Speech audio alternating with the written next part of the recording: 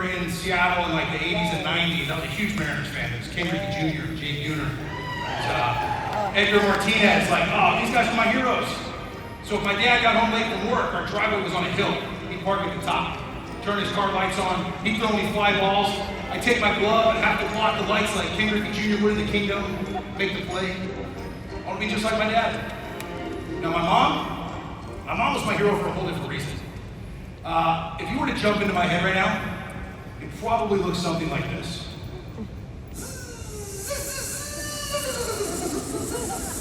Right? So the schools didn't really know how to teach a kid like me. My reading comprehension is horrible, and I'm a very, very slow learner. So my mom volunteered at the school, and she created like this reading class for kids like me. Who knew? Who knew? The cool kids, apparently they're good. Right? So they get ushered into my mom's class in the library. Cool kids start to like my mom. Cool kids start to like me. Okay, I see where this is going. Let me tell you what my mom taught me. And it is something that I hold near and dear to my heart to this very day.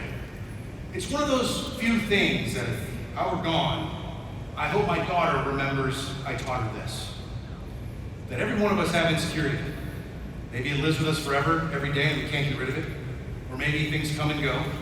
But there's moments and times that we don't feel like we don't belong, we're not happy with something about ourselves, with work, with people, with drama. I don't care how much money you got, your job title, where you're from. In this instance right here, every one of us can relate to the moment of struggle, and every one of us can relate to the moment of insecurity. We know what it is, and it lives in us.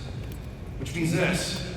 At a young age, my mom looked at me and says, well, what if that makes you cool? What if that's what makes you beautiful? What?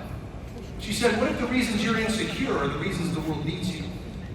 You got to find out how to harness it and share it with the world. Because the whole world is experiencing that exact same thing. They just might be running from it. So what if, she told me this, the way I view myself and the way I talk to myself, it's the same way I'm going to walk out of that door, it's the same way I'm going to view the world, and it's the same way I'm going to talk about the world. Which means we better be very careful with words that we tell ourselves. No matter how happy or unhappy we are in a moment, that moment in time will pass. And let that moment refine who you are for the good. My mom taught me that the reason you're insecure, kid, is the reason you belong. It's the reason the world needs you. Now go find out why. Now, my two heroes, my mom, my dad, I was heroes with the Mariners, Griffey, Buhner, Edgar. I'm a 12-year-old kid. So I was across the street playing at a friend's house. And I did not expect to walk into a situation where out of nowhere, my father murdered my mother. No. He used a bench grinder and a sledgehammer. And he didn't stop. Rolled her up, put her in the trunk of his car. Repainted the entire garage. In Seattle, in the state of Washington, first-degree murder. Life with a death penalty. Second-degree murder is 13 years, 8 months. Big difference. So, the next morning, like I said, I came home to it. The next morning, my dad ended up turning himself in.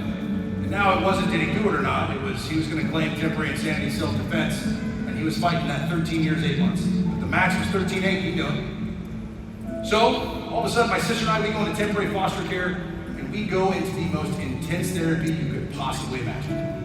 And I had to testify against my dad, because I went home to him. My hero. And in that moment, I didn't just lose my mom, I lost my mom and my dad. This cliff right here, this is a cliff in the Puget Sound.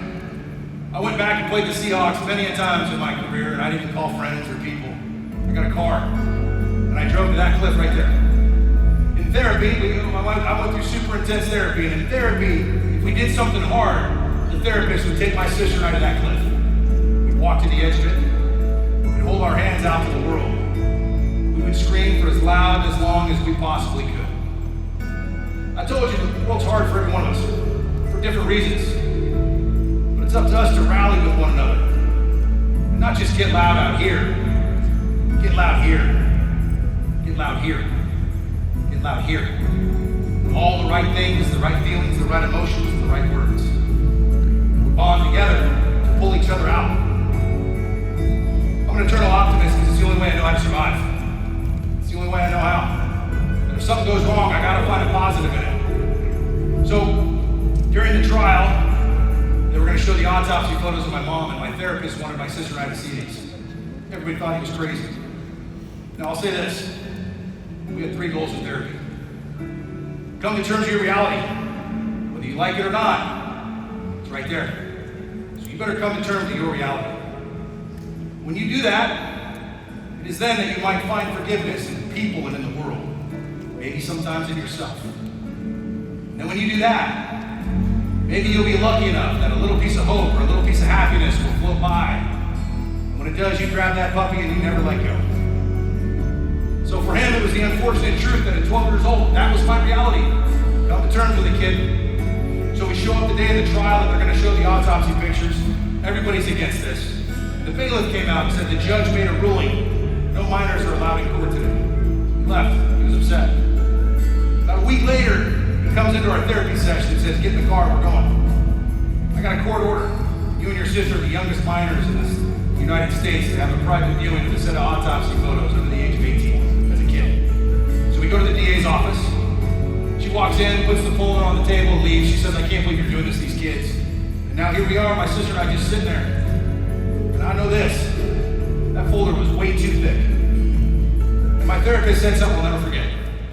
"Everybody's upset that I want you to see these, but I don't really care.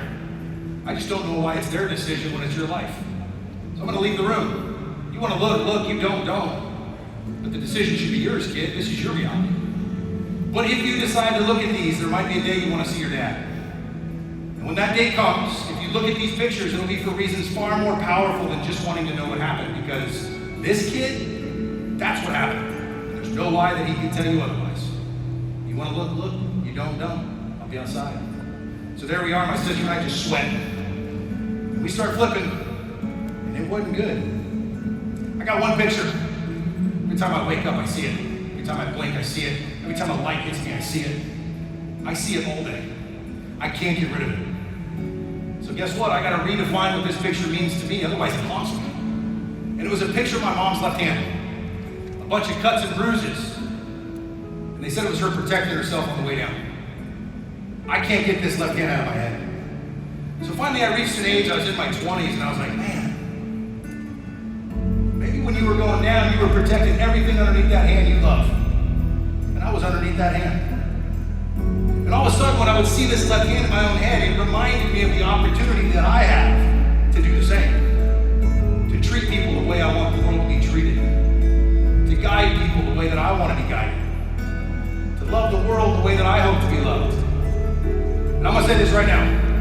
Shame on me, and shame on every single person in this room. If we don't all do the same, we're alive. And it's a great day to be alive. And you've got a left hand. Protect everything you love under that left hand. Protect the ones you love, protect yourself, protect the world. Protect the ones that mean the most to you. For you will guide them underneath that left hand. So sure enough, my dad was found guilty. He was sentenced to 13 years, 8 months. When you're a kid, it feels like forever, but as an adult, that's nothing. And so my sister and I went through about a year of therapy. We stayed in the temporary foster care system for about 10 months to a year. And then we were adopted by my aunt, who was my mom's sister. So that's me, that's my aunt, and that's my sister. And now, some of you might have this moment. And again, that's my mom's sister. About 10 years ago, I was 35 years old. We're looking at pictures. This picture came up. Her name's Susan. And it was like it was a kind of a punch to my gut, because I was looking at it going, man, Susan, all these years. I thought the kids, when they came over when I was a kid, they wanted to have a sleepover because they thought I was cool. I'll let that sink in. I go, you were hot, holy cow! I want to have a sleepover too. So that's me, my aunt, my sister, and it was then that this show on TV called The World's Greatest Magic, and this guy, Bill Malone, did a trick on TV. I had a 13-inch Zenith television with a VHS tape. I recorded it, and I would play this trick back over and over and over. I didn't know how he did it, but he took a deck of cards, and he shuffled them. The next thing you know, he told a story about a guy by the name of Sam the Bellhop and the 654 Club. I was 13 years old. Eventually I realized that I don't know how he did it, but I found a deck and I said, here's a deck in new deck order. Ace through king, king through ace. The kings are at 13, 27, 26, 27, 40. I know where every card is. I just gotta shuffle and find them and get the ones I need when I need them.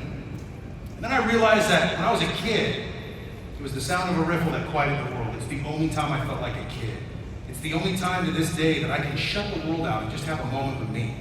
My wife knows I sit at a table and I hear the sound of the riffle. The world quiets. If I can tell a story with these, why can't I tell a story with this? So I would light a candle. I would turn on Yanni, track number 9, Felista, on repeat. Don't act like you don't know who Yanni is. You know what I mean? Stop. Here he is right here, man. And here's what's really cool. There's a huge convention in Buffalo, New York. It's called the 4Fs. They fly in magicians from all over the world. I was never invited to this until the Buffalo Bills picked me up my rookie year. Now we got an NFL magician. John, would you like to come to the 4F convention? Oh, now you want me. So sure enough, I went, and who was there but my hero, Bill Malone? Came up to me and said, I heard you pay homage to me in your presentation. Let me show you how I do stand the bellhop, and then let me see how you do it. I got to spend a couple hours with that cat right there, coolest part of my life. And I told you, don't act like you don't know who Yanni is. That piano kicks in. All night, just shuffling. That violin. I'd light that candle. Man, just, oh, it was great. Now look, we didn't have a whole lot growing up. We had enough.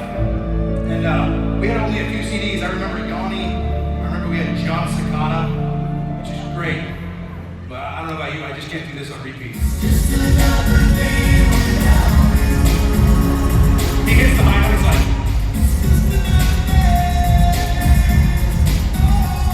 I can't do it. So, fortunately for all of you, I've upgraded my music. I'm gonna keep this very easy because you guys, it's just close. Here's cards, right? Are they all different?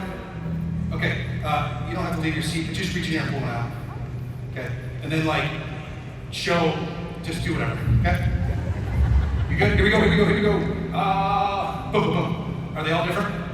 Okay, just pick one out. And then like, just show, because if you forget the card, the trick's not that good, you know? So, all right, you know what it is? All right, don't worry about this.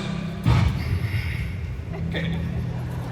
So when you get into magic, the book says when you're gonna execute a move, try and make it not look like a move. I kind of go the other way with that, so like. I know you're thinking that when I took the card back and I did that, that's when I palmed this card. And then I did this spin move. That's when I took the card, I looked at it, and I shot it up my sleeve.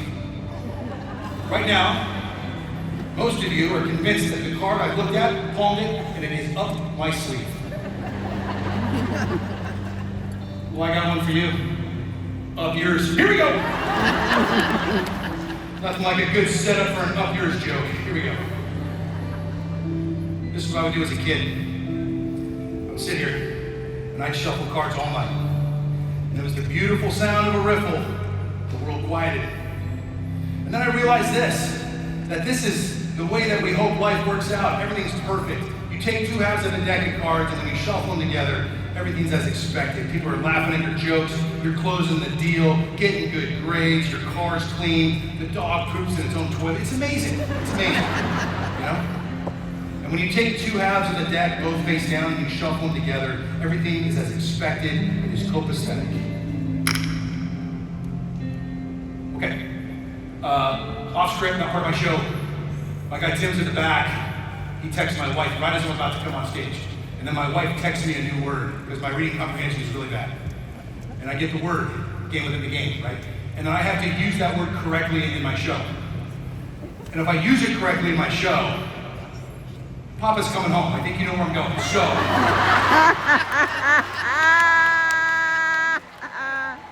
Copacetic. We're recording the audio here. It means like as expected. Did I use the word copacetic correctly? Pronunciation not discussed. Moving on. Yes. But this, my friends, is not how life works. Life isn't always this perfect. We know that. In fact, sometimes this happens. When all of a sudden, tragedy, chaos, the unexpected, they get thrown into your life. They get shuffled in the mix. And as I've gotten older, I realize this is the moment that Coach A's talking about. It's becoming a teammate that your team would hate to lose and every opponent fears. It's becoming the teammate that no matter what, you know how to get out of the situation because you're built for it. Because of the days you show up. Hey, what was your card? Did you say 5 of clubs? Would have been sweet if it was one of those, but it's not. Okay, here we go. Quiet the noise. Talk to yourself. Look in the mirror. And I believe that if you believe it, you'll find it. And all of a sudden, everything around you will start making sense, and you'll find exactly what you're looking for, the ace of clubs. Was it the ace or the 5? 5. As we know here, the 5 is cleverly disguised as what's known as the ace of clubs. I don't even know if there's a 5 in this deck. Oh, okay, doesn't matter. Check this out. Sometimes when you try, if at first you don't succeed, try again. And sure enough, you will find it. Exactly what you were looking for. Thank you. So Wow. well, look, I've been doing this long enough. I know for a fact that there's somebody in the back right now going like this.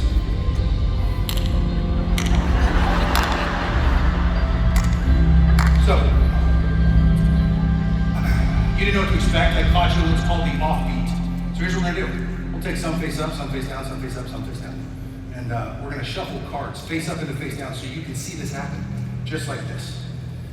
I'm very excited. I hope you guys get this reference. I know, relax. Oh, I got you. So here we go. I now get to pay homage to probably one of the greatest feature films of all time. Caddyshack.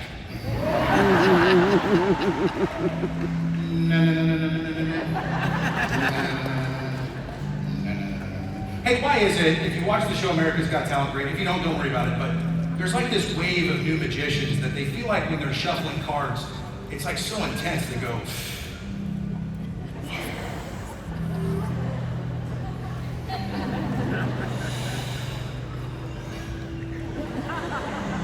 So I'm gonna do something that you rarely see, and that's a magician shuffle like this.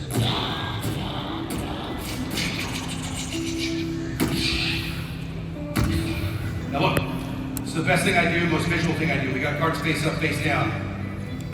I sell this move on my website for $9.99. You're welcome, I'll teach it to you. I need complete silence, for this is very difficult. Watch carefully. I call this move walking the dog.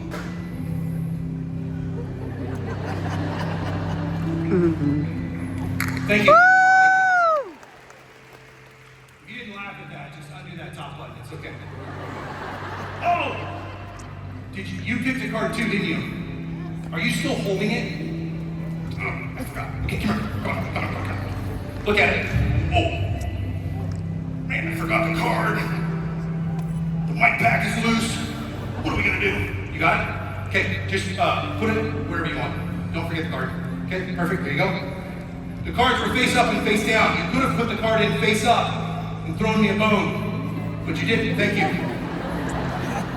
Nobody would have known. What was your card? 6 of spades? 4 of spades? Okay, here we go. Takes me 2 shuffles to put all these cards back in order and find your 4 of spades. You know, as I took this stage, I knew for a fact that this was the greatest audience that I've ever been in front of my entire life.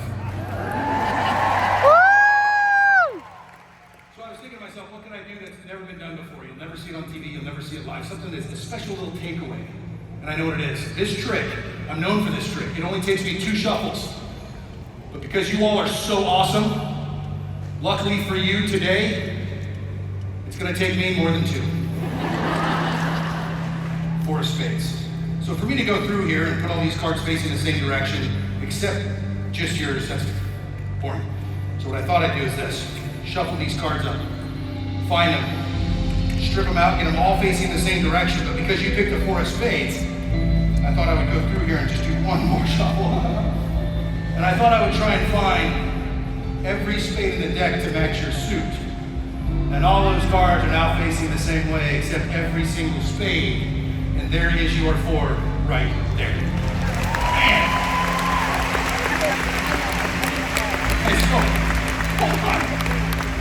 It's really funny.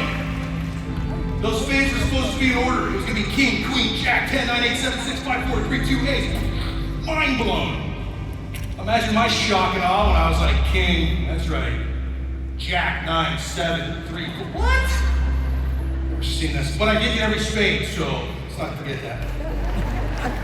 But you know what? You know what? This is actually better. This is improv. This is going to play out even better. Look. Here we got the cards.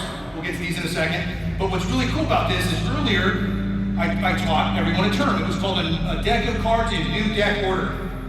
And fortunately, right now, I'm going to teach everybody a new term so that there is absolutely no confusion. This is what we in the biz call a stack of cards out of order. So nobody's confused. Just want to clarify that clearly. But I believe this.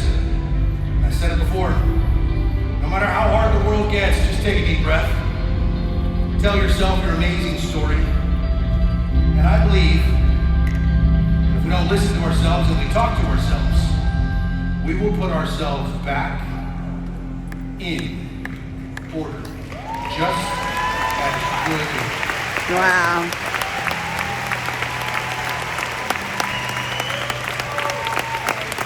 I like that.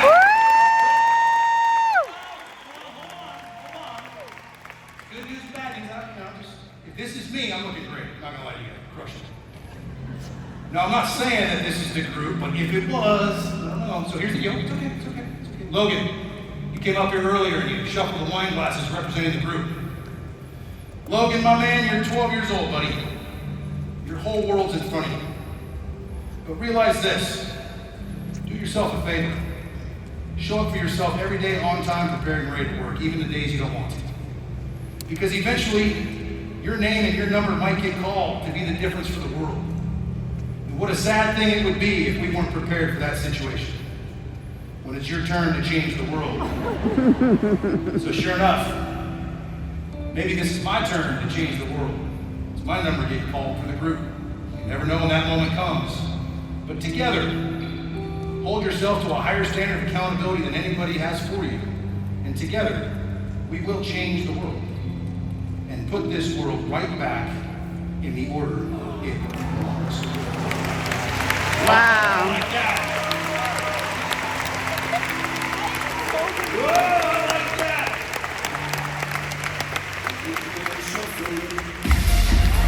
So, I decided to do this show called America's Got Talent. And if you don't remember, it's okay. I wanted to be a rock star, so I would have judges up there. We'd be doing fun stuff. I try to be a rock star. I can't sing, I don't dance, I don't play an instrument, so check that off the box, So I make it to the finals, the #1 TV show in the world. Now I'm in training camp in Philadelphia, we're filming in LA. So I was in training camp with the Eagles from 8 in the morning until 5. You know what's better known than a plane? Having a buddy with a plane that lets you use it. Then I would fly to LA. I'd be there for 2-3 hours for interview people, be in the air by 10:15 to land by 7:15 in Philly to make my 8 a.m. meeting. So when I was competing, that's what we were doing. And sure enough, I made it to the finals of America's Got Talent. And I realized this. I've been on stage doing fun stuff, getting the judges involved. For the finals, I want to do my ballad. Now look, I might not play the guitar, I might not be a rock star. But the cards are my guitar, the words my lyric. So I get my wife. We're a week from filming on the #1 TV show in the world, and I kind of come up with this routine. I got a little message. And as soon as I was done rehearsing, I look at my wife and I say, hey, this trick is definitely not good enough to win this show. And as soon as I said that, we took a picture, I kid you not. A picture fell off the bookshelf behind me. No window was open, no air vent. And when we turned around, it was a picture of my mom and I when I was a kid. The moment I said this trick ain't good enough. And here comes my wife, she knows exactly what to say. We huddle around this picture, and my wife says, hey, maybe this show's not about winning and losing.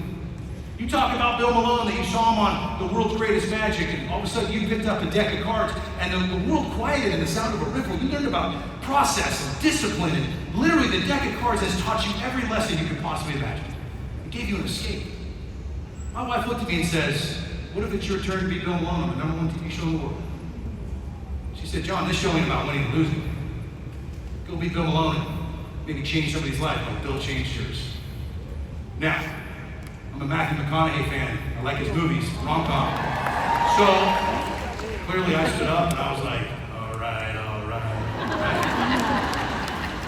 Now that is 100% true, and that is especially the story we say at my house after I went on the #1 TV show in the world and lost to a 12-year-old with a ukulele. There's only one thing worse than losing to a 12-year-old with a ukulele on the #1 TV show in the world. And that's being an active NFL football player, returning to an NFL locker room in the morning after losing to a 12-year-old with a ukulele. Don't feel bad, because the show came to me shortly after and said, hey, we got you graded as the top 10 acts in the world, which I thought was really cool. We're doing a show. Thank you for reminding me. So, we're doing a show called AGT World Champions, and we want you to compete. You're going to compete against the top acts in the world. You want to do it? I said, you better believe I want to do it. I brought my A game, and I'm proud to stand in front of everybody here and tell you this. I did not lose to a 12-year-old with a ukulele. Get off me back. No, I did not. I placed right behind that 14-year-old with a bucket. Hey, if you ever do TV, don't follow a kid, don't follow a dog. It doesn't work. It's just not a good thing. So I do the show, mad publicity. I go back to Philadelphia for my 14th season. I now have the record for the most consecutive games played in Eagles history, which I never thought I would break a record. So the following training camp, I was not expecting the general manager of the Eagles to come to me and say, John, we're going to trade you. What? You can't trade me. I'm the Magic Man now. Fans, they're calling my name, like they know who I am. Come on. Can't trade me. But no matter how bad things get, come to terms with your reality, find forgiveness, hope, happiness. More up with change comes opportunity. It's a new door. So I said, Howie, come here. That's our GM. Howie, come here. Did you just say you're trading me? I'm the longest tenured athlete in the entire state of Pennsylvania. All pro sports. Nobody's been on a team longer than I have here.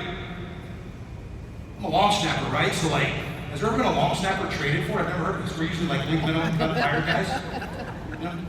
Howie looks at me and says, no, we think you're the first long snapper to ever be traded for. It's great news. Breaking records, Howie. Wait a minute. So they get me, which means they're going to give you something in return? What do you guys get, like a washer and dryer? What are we doing here? I'm 38 years old. What are we doing? They're going to give us a draft pick. A draft pick? I wasn't even drafted coming out of college, which means this team thinks I'm worth more now than I was 15 years ago when I was 22. Wrap it up. Let's go. And if we got any UTEP fans, they trade me on down to New Orleans, baby. You got UTEP? UTEP, baby. Yeah. All right, go. Let's not get too excited. I was only there for 4 days. But in those 4 days, you ready for this? All black uniforms, slimming for an agey, pudgy guy. I signed an extension for millions and millions and millions and millions. And I was the highest paid guy in the history of my position. Indoor stadium, 13 of the 16 games are indoors. Let's go! No more snow and wind. I played with Drew Brees in a couple Pro Bowls throughout my career, but I never screwed up in a game with him. So I got traded right before a game. So I landed, I played, and I got a picture in the same uniform as one of the greatest of all time. How about that? So the next morning, well, when you get traded, you gotta do a physical. So the next morning, all the doctors were there, and okay, leave me alone. So I do my physical, get ready for practice, my phone rings. John, thoracic surgeon, cardiologist here at Louisiana Hospital. Hey, look, we don't know how to tell you this, but you're never playing football ever again. You're going to be rushed into an emergency open heart surgery probably in the next 48 hours. You've had a condition that you were born with that has gotten really, really bad, and you're lucky to be alive. So, hey, one more thing. If you look at page 3,412 of your contract, Roman numeral 17:1-7, .II6, there's a little sentence there. It's in half font, not even one. It's just a little half font. And because this is a non-football related injury, it basically voids out your contract, so you're not going to make any money. So, okay, oh man! Ah! First of all, I wanted the money. Who doesn't want the money? No money. No. And then now my career's over. No. And I got bitter and angry. And I took my helmet off and I put it in my locker for what was going to be the last time. Nobody around me knows what's going on. And as soon as I got bitter and angry, I kid you not, I'm looking at the reflection in my helmet. That's what's going on behind me. And Drew Brees walked just like this, turned, and just walked straight out the room. And his reflection of his name was right there in my helmet, Brees. If you ask me, he disappeared like shoeless Joe Jackson in Field of Dreams, just poof, gone. But I remember in that moment right there, don't get bitter and angry, there's no time. Rewrite your story. And in that moment, I remembered that my day one as an Eagle, day one, a reporter named Joe Santaloquito came up to me. Hey, John, I read an article that your mom's best friend, Leslie Moore, sang Wind Beneath My Wings at her funeral. Is that true? Yeah. He said, you're an eagle now. I know your story. Something's telling me that if life gets hard, open your wings. And my guess is your mom's just going to throw a little wind under there to get you up over the storm. Outweigh the storm, kid. And just remember that the storm too shall pass and then come right back down where you belong. Wow. So I told myself, my mom had the wind beneath my wings for a long time. She traded me to New Orleans to have my life saved by a saint. And then when I was getting bitter and angry, a dude named Drew Brees walked by. And I looked up and I laughed. I said, Mom, I got you. Is this your way of telling me that sometimes we need to maybe just slow down and reevaluate some things, that there's things more important than football? Maybe I need to step out of the wind and catch a breeze? I got you. So that's the story I told myself. 2 days later, I was in an emergency open heart surgery. It was about 16 hours. I'm a proud member of the Zipper Club, and I'm cut from ear to ear, you know it. And now, this is my heart. So this circle should have been that size right there. Not good. So if you follow acting, Bill Paxton, John Ritter, Alan Thicke, all actors that died of this condition. And so what is it? You got an aorta. It's at the top of the heart. It's how the blood gets out of your heart. We call it a vein or an aorta. And it should be about the size of a dime or a nickel. Well, mine had blown up like a water balloon. It's called an aneurysm. And mine got bigger than a soda can. So imagine your vein in your arm, and there's 2 inches that's bigger than a soda can. Like when a snake eats a deer. That pops, right? If that pops, lights out. You're dead before you hit the ground. So that was one of the things we had done. I spent 35 days in the hospital. The recovery was long. And then I started doing all these interviews, Real Sport, 60 Minutes, Ellen Oprah, they all wanted the story. And all the interviews I did ended with the same 2 questions. Believe it or not, they said your career, you were setting a tone and like your career just ended. Like, do you miss it? And I'll tell you this right now, I didn't have to think twice. Tell you what, I was a kid, it was Griffey, Buhner, Edgar. They were my heroes, but when I lost my parents, the community donated tickets. And my 6th grade school teacher took me to games, and I sat in section 305 of the Kingdom with a glove and a sign that says, I love you, Griffey. Because in that moment, they weren't heroes anymore. They became hope. A hope for a better life, a hope to be anywhere but here. And in my mind, during the game, Griffey was going to go, no. Buhner! Dorenbos is here? Bring him on down here and suit him up. I want somebody to warm me up. I thought Griffey was going to sign me to the Mariners at 13 years old. Now that never happened. But I signed with the Buffalo Bills. And I run out of the tunnel for my first game on August 14th against the Rams. And I look up. And people have signs that say, we love you, Drew Bledsoe. He was our quarterback. Then there was a kid leaning over the rail. And it was me. I was staring at my 12-year-old self. So I stopped. And I realized this. Every one of us have a decision where we can be this much better. And maybe we had a dream as a kid and it didn't come true, but guess what we can do? We can make that dream come true for someone else. And we can still live it, just from the other side. So I grabbed the ball. I wanted to be Griffey my whole life. Grabbed the ball and I went over to the kid and I said, hey kid, I got a big problem. You? What problem could you have? You're the magic guy. I don't think anybody's good enough here to warm me up. You think you can help me out? Me? So now I'm on the field with this kid just playing catch for a few minutes. His parents were taking pictures. And then in that moment, I started to actually just pause and look around at how cool the journey was for me to get to that point. If I never played another down of football, it was worth me playing catch with my 12-year-old self. And then I thought, man, how about every one of us every once in a while, take a second to appreciate your own journey to be here today. How hard you have worked to be in this room today, to celebrate, to join, to change the world. It's a powerful thing. Celebrate that. So now I'm playing catch with this kid, right? And I'm thinking about, man, I played with 6 broken ribs, 6 hernias, separated shoulders, torn ligaments, who knows how many broken fingers, broken ankle, you name it, I did it. You want a fun one? Let's go to Seattle when it's 40 degrees. You got a 30-mile-an-hour side wind, you have a migraine headache, and the runs. Yes. And then you get in the locker room and you're like, awesome, thanks a lot, coach. We're wearing all whites today. Awesome. You know what I miss? I played over 250 games in my career. I'd bring sometimes 2, 3, 4 kids down. Which means I played catch with close to 1,000 of my 12-year-old selves. I miss playing catch with my 12-year-old self. That's what I miss. And everyone in this audience, you've got a little soul that lives inside you that believes that the world is good, that believes anything's possible. Don't ever let that soul die. Never stop playing catch with your 12-year-old self. And then they would ask me, oh, man, we did this article, and then people started posting pictures of me playing catch with their kids, man. Oh, never stop playing catch with that little kid. So then they asked me this, accomplishments you're most proud of. I'm gonna tell you right now, I didn't have to think about this, I knew it. I lost to a 12-year-old with a ukulele on the #1 team show. 3 days later, I ran out of the tunnel against the New York Jets. And when I picked my head up,